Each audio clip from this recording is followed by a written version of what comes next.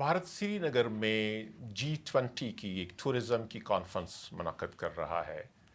पाकिस्तान को एतराज़ क्या है? पाकिस्तान को क्या, जो भी इंटरनेशनल लॉ में यकीन रखते हैं, यूनाइटेड नेशंस में यकीन रखते हैं, सिक्योरिटी काउंसिल रेजोल्यूशंस में बिलीव करते हैं, उन सबको एतराज़ करना चाहिए कि एक डिस्प्यूटेड टेरिटरी में भारत अपना G20 का सदारत को अब्यूज़ करते हुए ये कॉन्फ्रेंस तो रख रहे हैं। मगर अगर वो समझते हैं कि एक कॉन्फ्रेंस को रख के वो कश्मीर के अवाम के आवाज़ को दबा सकते हैं, ये उनका गलतफ़हमी होगा।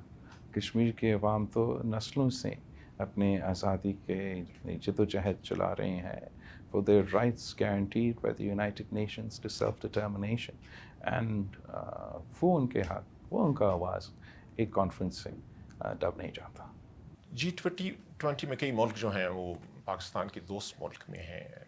क्या पाकिस्तान ने ये मामला उनके सामने भी रखा है, उनको कायल करने की कोशिश की है कि वो शिरकत ना करें?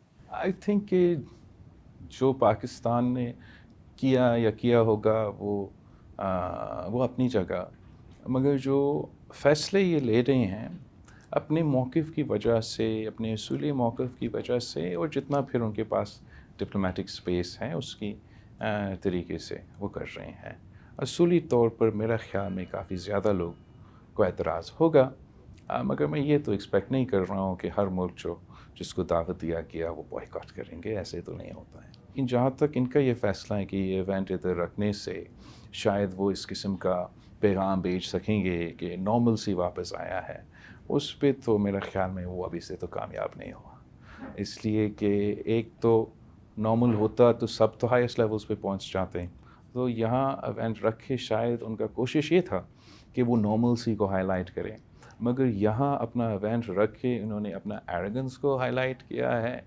एक बार फिर अपने एलाइज को और पूरी दुनिया को भारत ने ये पैगाम भेजा है कि हम ना इंटरनेशनल लॉ को मानते हैं, ना यूएन सिक्योरिटी काउंसिल रेजोल्यूशंस को मानते हैं, और हमें और कश्मीर के अवाम को ये मौका दिया है कि हम आप जैसे इंटरनेशनल मीडिया से बात करके कश्मीर इशू को इंटरनेशनल प्लेटफॉर्म पे उठा सकते हैं। और भारत का ये फ़ैसला ने एक बार फिर कश्मीर कॉज को, कश्मीर इशू को इंटरनेशनलाइज किया है। वो पाकिस्तान पे भी एतराज़ करते हैं कि पाकिस्तान में जो कई तरक्याती मंसूबे हैं उन पे भी वो मुतरज़ हैं।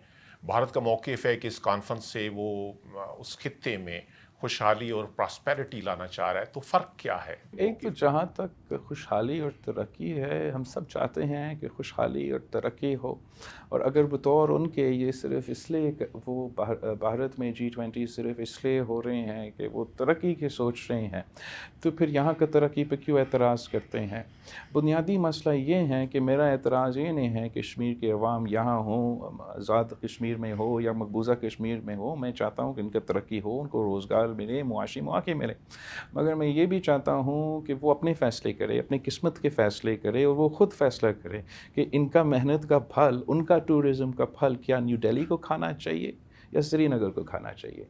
मेरा ख़्याल में कि उनका मेहनत का फ़ायदा, कश्मीरी अवाम का मेहनत का फ़ायदा कश्मीरी अवाम को होना चाहिए, और वो सिर्फ़ तब होगा जब इनको अपना प्लेबिसाइट का हक़ मिलेगा, अपना किस्मत का फ़ैसले करेंगे, और फिर जिस तरीके से मुआशी अपॉर्चुनिटीज़, इकोनॉमिक अपॉर्चुनिटीज़, टूरिज़म और ट्रेड अपॉर्चुनिटीज़ खुलेंगे यहाँ के अवाम के लिए, जिस तरीके से अमन पूरा रीजन में फैलेगा, अगर भारत वाकई चाहता है कि कश्मीर के अवाम जो दोनों तरफ रहते हैं वो मुआशी तरक्की करें, तो उनको यूनाइटेड नेशंस रेजोल्यूशन के मुताबिक ये इशू को हल करना चाहिए। माजी में पाकिस्तान और भारत के दरमियान कई डायलॉग प्रोसेसेस होते रहे, लेकिन अगस्त 2019 के बाद बातचीत का सिलसिला मुअत्तल है।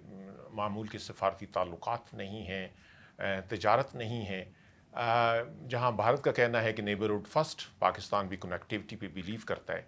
वे फॉरवर्ड क्या है, क्योंकि इसकी तो इकोनॉमिक कॉस्ट दोनों को। वे फॉरवर्ड तो बहुत सिंपल है कि अगस्त 4, 2019 के जो स्टेटस को था वापस वहाँ जाए।